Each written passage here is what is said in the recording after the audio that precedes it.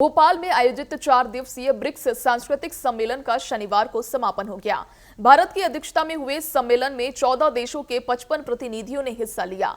सम्मेलन में भोपाल घोषणा पत्र तैयार किया गया, जिसमें सांस्कृतिक ढांचे को मजबूत करने, रचनात्मक अर्थव्यवस्था को बढ़ावा देने और डिजिटल माध्यमों के विस्तार पर जोर दिया गया। ब्रिक्स देशों ने भारत के प्रस्ताव पर कलाकारों की वैश्विक रजिस्ट्री बनाने पर सहमति जताई। साथ ही पारंपरिक ज्ञान, सांस्कृतिक अभिव्यक्तियों और ऐतिहासिक दस्तावेजों के संरक्षण, चोरी हुई सांस्कृतिक संपत्तियों की वापसी पर भी सहमति बनी। केंद्रीय संस्कृति मंत्री गजेंद्र सिंह शेखावत ने कहा कि भारत अब तक 700 पुरातात्विक संपत्तियां वापस ला चुका है और इस साल ये आंकड़ा 1000 तक पहुंचने की उम्मीद है। मुख्यमंत्री डॉक्टर मोहन यादव ने आयोजन को मध्य प्रदेश और देश के लिए गौरव का विषय बताया।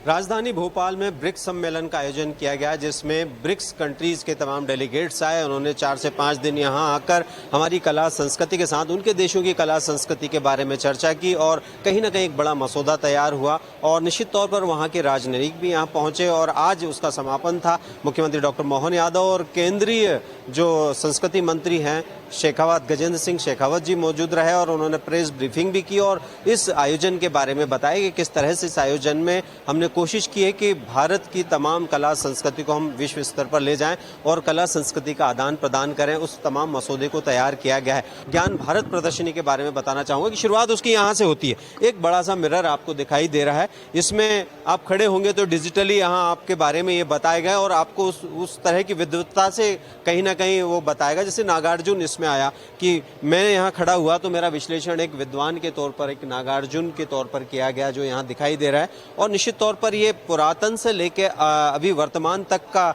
जो युग है उसको दिखाने की पूरी कोशिश की गई। Ministry of culture, government of India का ये आयोजन है और ज्ञान भारतम यहाँ ये पहली प्रदर्शनी। इसके बारे में मैं आपको बताऊं थोड़ा सा, तो इसके लिए पहले हम अंदर चलते हैं और सबसे पहले इस प्रदर्शनी के अंदर के पूरे माहौल को मैं आपको दिखाने की कोशिश करता हूं कि किस तरह का एक बड़ा डिस्प्ले लगाया गया। उसके अलावा अलग अलग पांडुलिपियां यहाँ रखी गई हैं, जो पांडुलिपियां पूरे देश के अलग अलग राज्यों से, अलग अलग भागों से लाकर यहाँ प्रदर्शित की गई हैं, जो हमारी कला, संस्कृति और वैभव को बताती हुई, हमारे धर्म संस्कृति को बताती हुई हैं और पुरातन काल में किस तरह से उसको संरक्षित करने की कोशिश इनके जरिए की गई है, वो इन पांडुलिपियों में हमको देखने को मिलेगा। काफी पुरानी पांडुलिपियां हैं, ओरिजिनल पांडुलिपियां हैं और स्वाभाविक है कि हमारा एसेट है, हमारी संस्कृति का एसेट है और इसमें तमाम ज्ञान, विज्ञान, संस्कृति, कला सभी कुछ हमें देखने को मिलेगा।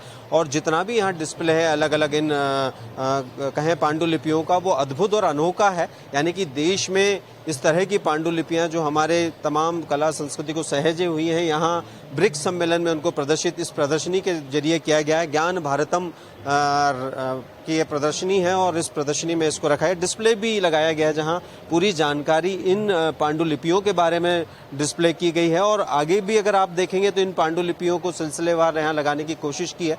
ब्रिक्स का जो ये सम्मेलन है, ब्रिक्स का ये जो आयोजन है, वो कहीं ना कहीं पूरा होता है और कोशिश ये की गई है इसके जरिए कि हमारी कला, संस्कृति, संपदा, मौसम, तमाम तरह की चीज़ें हम ब्रिक्स के उन देशों को बता सकें और उनसे आदान प्रदान कर सकें अपनी तमाम चीज़ों का, और वो भारत को और बेहतर तरीके से हमारे ज्ञान, हमारी संस्कृति, हमारी संपदा, हमारे यहाँ के वातावरण सबको जान सकें और बेहतर से बेहतर कोलैबोरेशन भारत के साथ कर सके, जो कि भारत की कहीं ना कहीं एक ताकत बने और भारत को कहीं आर्थिक तौर पर मजबूत भी बनाए। कैमरामैन सुशील यादव के साथ मैं प्रिंस गुप्ता, TV 24 भोपाल।